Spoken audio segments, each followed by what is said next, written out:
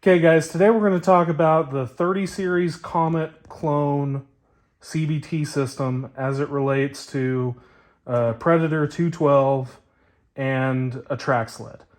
All of this is applicable to anything else that's going to use a 40 Series chain, but this is mostly track sled related stuff. So we'll talk about that. So this is your secondary. It's going to come loose. You'll have to tighten this up. That's all right because we got to change some stuff. So the very first thing is this washer. This is a keyed washer, and so it needs to run on this half shaft. If you're going to run a 40 series chain on there, you will need to move this washer to the other side of that sprocket. If you don't, you'll start chewing up this housing, and it leads to a whole bunch of issues. So this is universal. Either side can go forward. It doesn't matter, but you need to swap that washer over first. So then you can put your secondary back on, followed by your non-keyed washer and your nut. Another thing that we see guys, screw up a little bit. Here, I'm trying to do this left-handed. Is they'll go too tight. You need to be able to spin that and have it spin freely in order to get the most performance out of your CVT system. So once you've tightened it up, if it won't spin like that, you've gone too tight. Now it's not going to feel right when you're driving it on there. The other thing to check for is any slop side to side. You don't want any slop, and you want it to spin. So I'm going to go ahead and give this some ugga-duggas.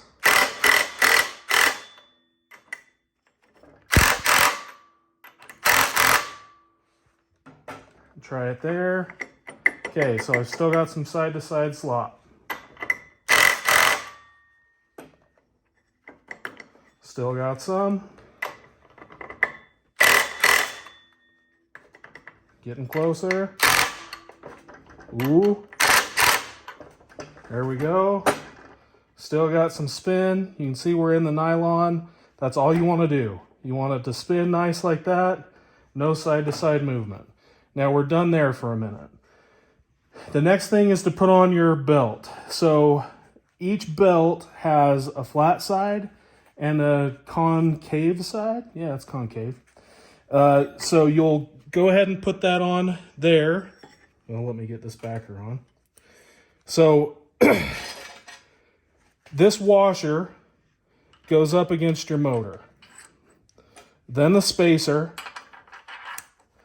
And then this is the flat side of your primary. And it should come with this brass, I don't know what they call it, but it lets your belt idle without burning up. Very important. You want to make sure that it gets on there. So once you've got this installed, you want to look down here, and you can put a straight edge across it. I already checked this one with that, so I'm not real worried about it. But you want to check that and make sure that you're straight across the back of those two. And that gets your flat side. If you put the angled side of the belt against that flat side, you'll burn that belt up in like 7 minutes. So don't do that. So then you'll just work this belt on there and get it snug. And then we're going to go add the second part of that primary. Get it on there. You'll notice that there's a keyed shaft. So there's a keyed shaft coming off of there. And there's only about 3/8 of an inch of that shaft sticking out. And then this is almost 1.5 inches deep. That's okay. That's normal. You're just going to run with it.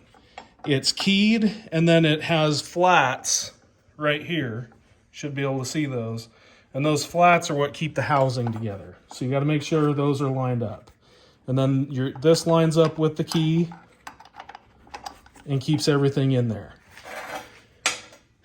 The bolt that comes with this kit is not the right threads for the Predator 212. So throw that away. What you need is a 5/16 by 24, grade 8, a minimum of 2 inches.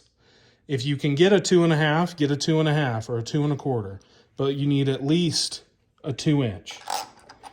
Thread that in where it's holding everything. This happens to be a 13 millimeter.